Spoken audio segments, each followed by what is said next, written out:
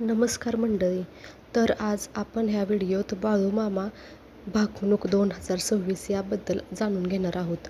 तर आदमापूर येथील बाळूमामा भंडारा उत्सवानिमित्त आयोजित भाकणुकीच्या कार्यक्रमात कृष्ण डोने महाराज वाघापूरकर यांनी विविध क्षेत्रांबाबत भविष्यवाणी केली आहे. या कार्यक्रमाला बाळूमामा देवालयाचे अध्यक्ष धैर्यशील भोसले यांच्यासह हजारो भाविक उपस्थित होते. तर भाकणुकीदरम्यान जागतिक स्तरावर तणाव वाढण्याची शक्यता व्यक्त करताना चीन आणि कोरिया हे देश भविष्यात जगासाठी धोकादायक ठरू शकतात असे सांगण्यात आले आहे. भारत-पाकिस्तानमध्ये मोठे युद्ध होण्याची परिस्थिती निर्माण होऊ शकते.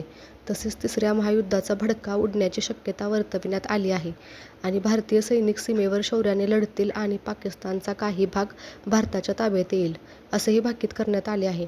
याशिवाय रेल्वे, मोटार आणि विमान अपघातांच्या घटनाही वाढू शकतात असे सांगितले आहे.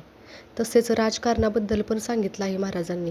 राजकारणातही मोठी उलथापालथ होण्याचा अंदाज व्यक्त करण्यात आला आहे. मोठे पक्ष सत्तेपासून दूर राहतील, तर लहान पक्षांची भूमिका महत्त्वाची ठरेल.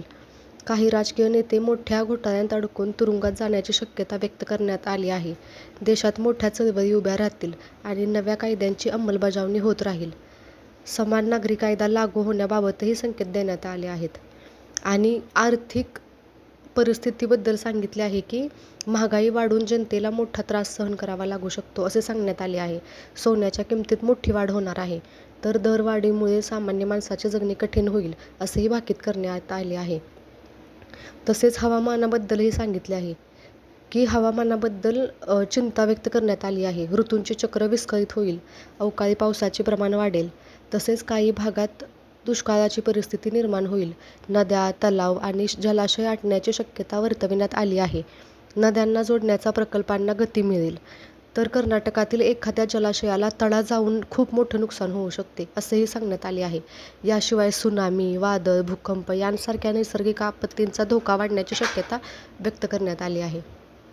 तसेच भविष्यात जंगलातील प्राणी गावाकडे येतील आणि मानवी जीवनशैलीतही बदल होईल असेही त्यांनी नमूद केले आहे.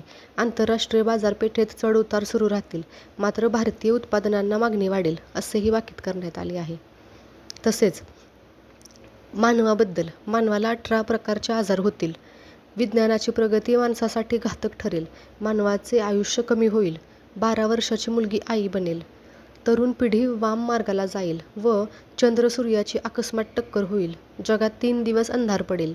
जग-दुनिया दिसणार नाही. माणूस काही दिवसांनी राहण्यासाठी आकाशातली तारे, ग्रह या जागेचा शोध घेतील. बघा मंडळी. आणि कार्यक्रमाच्या शेवटी भक्तांना धर्माचरण आणि सेवा यावर भर देण्याचे आवाहन करण्यात आले आहे. भविष्यात आदमापूर हे करवीर आणि पंढरपूरप्रमाणे मोठे धार्मिक केंद्र बनून येथे भाविकांची मोठी गर्दी होईल असेही भाकीत करण्यात आले आहे. धन्यवाद मंडळी.